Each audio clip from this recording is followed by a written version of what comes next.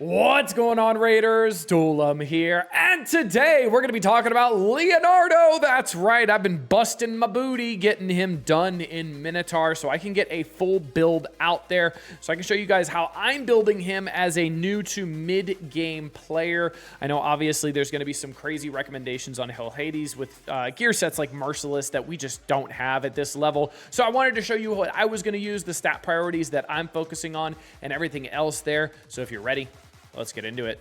First, make sure you're clicking that download link down in the description or scanning the QR code to get started off in Raid Shadow Legends the best way possible. You're going to be starting off with Corrado Fox Hunter, who is going to be a Spirit Affinity legendary nuker. Absolutely amazing damage. You're also going to be getting Tagore, who's an epic support character who has Revive All as well as increased ally speed. Two of the most important things to have on a support character. You're going to get a second support character named Ugo, who is absolutely amazing. Got Leech on the A1. Decreased defense as well as block buffs, debuffs on the A2, and a cleanse and a revive. And then you're also going to get Venom Mage, who is another support character that's going to help you out so much and give you some amazing poisons as well.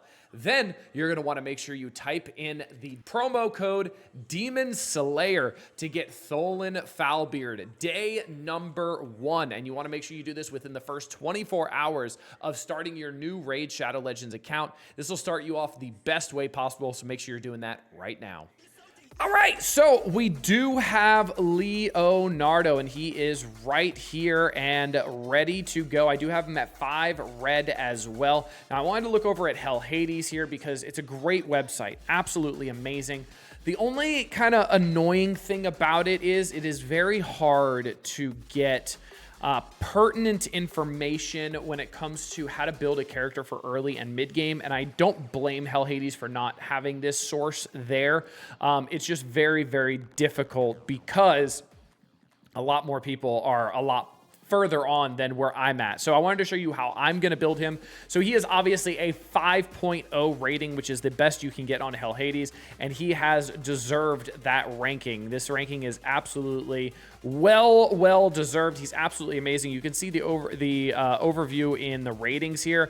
I mean, 4.5 in Demon Lord, 5 in Hydra, 4.5 in Waves, 4 in Chimera, 4 in Amius, 5 in Spider, 4.5 Fire Knight, 3 in Hard, 4.5 in Hard Spider, 5 in Dragon, 4.5 in Hard, Ice Golem, 4.5, Ice Golem, 3 in Hard, Iron Twins and Sand Devil, meh, Shogun, 4.5, Doom Tower, pretty great as well. And then we don't have anything for Faction Wars yet, but he's very good for Faction Wars as well. So he is a 10 out of 10 book worthy.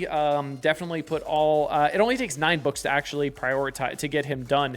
But if you are able to get the A2 and the A3 done first, that is amazing. But I did have the books left over, and I did want to make sure I did the A1 as well because it is godlike rating here. Very, very strong. So I wanted to make sure I had that ready to go.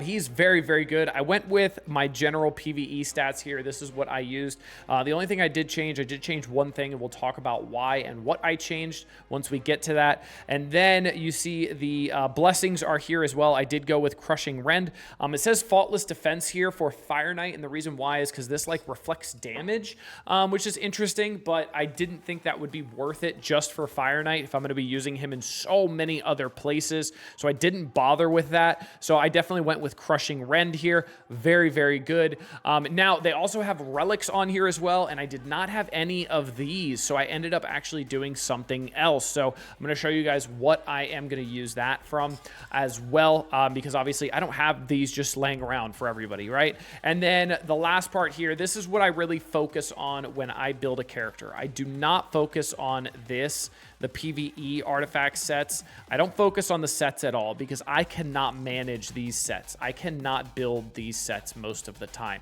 I just can't. I'm not at a point in the game where I can.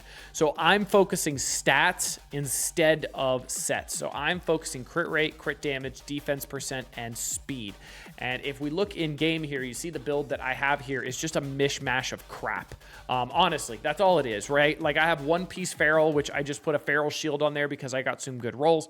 I've got 2-piece Chronophage, so I use the accessories here to put Chronophage for 10% speed. That is definitely intentional. I also got a pretty great roll, which we'll go over each piece. And then I do have 1 point pinpoint as well, because on the banner there, you'll see why I did that. So For the weapon here, we do have a Defiant weapon here. I would like to have another Defiant artifact set somewhere. That would be great because then I would be able to get 10% extra defense, which would be pretty nice to have. But I got double stat roll, double crit rate roll as well, so that is very, very helpful. I have a single instinct helmet just because it had a triple crit rate roll, so I rolled that, and I was pretty happy, so I'm holding on to that for sure. Triple crit rate's very good. The shield is, again, triple crit rate, so I was able to have that, which is absolutely nuts. I love being able to have triple crit rate, and I got HP percent, which is not the best, but not the worst, and I also have speed as a substat there as well. The gloves here, the gauntlets, I got crit damage, and then I got defense percent as the awakened boost here, as the ascended boost, not the awakened boost, the ascended boost here. So not only is it 20% defense, which he scales off of defense, he's also getting that crit damage, which is absolutely essential. I also got defense percent and double speed roll as well, and I got an extra 5% crit here, which is absolutely amazing. I actually don't end up needing the 5% crit, but still nice to have there.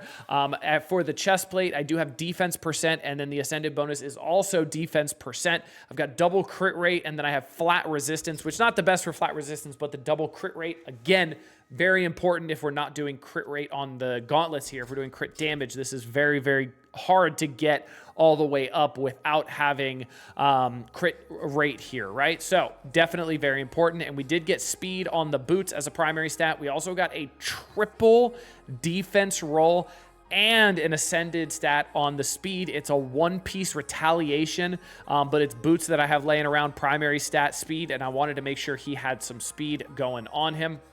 We've got the ring here, defense, and then ascended defense as well. We've got flat HP as a double roll, not my happiest, but we do have percent defense as well, and then flat attack. Not the best, but the flat defense is nice, and that's why I decided to stick with it. We've got an amulet here, which I actually reworked into a triple crit damage roll. I got really, really, really lucky on that. You can see I literally can't rework this. The attempt has already been used. I had triple flat resistance, and I went, screw it, I'm going to rework it, and got triple crit damage, so very, very fat there. And then the pinpoint banner, the reason why I have this is A, it's accuracy, and then accuracy as the ascended stat as well. And I also got a triple speed roll on this, so this is going to be a very good piece for a long time. I obviously know Leonardo does not need accuracy, right? The accuracy is not that important, so that's why I have this piece on there, just because of the triple speed stat roll here. And then the total stats here are going to be HP 43,000, attack 2,000, obviously not needed. We've got defense 5,300, speed 211, not too bad. Crit rate a little overcapped at 108, but we've got crit damage at 222. I wish I could get that number a little bit higher. Hopefully I can once I get some better artifacts. Resistance 182 and accuracy at 285. Again, I have a lot of accuracy just from this banner here. It's bringing 98 accuracy right then and there. So that is the build there. I also went with Gilded Dragonstone, and the reason why is because this has wearer's defense increases by 1% each time they receive damage. So getting that defense stacked up as well. I am going to upgrade it a little bit as well, get more flat defense. That is great. I could end up upgrading the rank. I have a good amount of 2 stars actually. I could do that. Yeah, let's do it. I'll upgrade the rank, and then I'll upgrade the level even more. Get more defense, get a little bit more resistance in there. But I really feel like the ability on here is very solid for this, so that is why I have that on him. Now, I do have every single book on him. Again, I saved up my books to make sure I was ready to go for Leonardo. I have been prepped and so excited for this guy for a very long time, so I did save all 9 books waiting for him to make sure I can get it. So the damage from the A1 does go up by 20% there. The A2 does get cooldown decreased by 2, so it's down to a 3-turn cooldown here. The A3 does go down to a 3-turn cooldown as well, and also gets 30% extra damage. And then the passive does not need anything, so that is why I ended up booking him, because he's very good. So I have Donatello fully booked, Michelangelo almost booked, not the A1, and then I have Leonardo fully booked as well. Raphael hitting the bench with the books, unfortunately, but yeah. And then the masteries I went with, these are gonna be it, so I'm gonna slide to the middle here. And then the masteries I went with are going to be offense. The only thing I changed from Hell Hades is I did go with Helm Smasher instead, because of the ignore defense. There's a 50% chance of ignoring 25% of the target's defense. For skills that ignore defense, this is 25% in addition to the amount ignored by the skill. And that is going to coincide with his A3, right? So his A3 obviously ignoring defense as well, going to be ignoring 45% defense, obviously based off 15% per turtle ally here. So my goal with this is I want to be able to do every single dungeon hard 10 with the 4 turtles and with Duchess. So I'm using Duchess because Duchess is obviously a great reviver, great support character. I do have Duchess fully booked as well. I'm genuinely curious to see if I'm going to be able to pull this off and do every single dungeon hard 10. The big one is definitely going to be Fire Knight. I'm very curious to see if I can do Fire Knight all the way to hard 10 because right now I am stuck on hard 2. Haven't really tried after that because I knew I was getting the turtles soon, so I'm very excited for that. I'm going to release a video for every single dungeon here, seeing how the turtles do in hard 10 absolutely everywhere.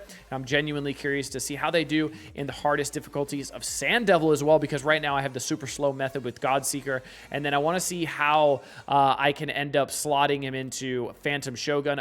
Unfortunately, Phantom is a little bit different because the passive effects are shut down, so I'd be kind of curious. And then Ice Golem I can't get through stage 10 as well, so I'm very excited to see how this ends up working, so make sure you stay tuned for that. But that's going to be my Leonardo build for kind of early game, mid game. Let me know what you guys think. Let me know how you guys are building him. I'm also going to do another video through Live Arena as well with the 3 turtles. Raphael's hitting the bench, and then I'll pick like Arbiter and Fabian and see how I can make things work. So if you guys are excited for all of those videos, until next time, make sure you're clicking that download link to get started off and Raid Shadow Legends the best way possible.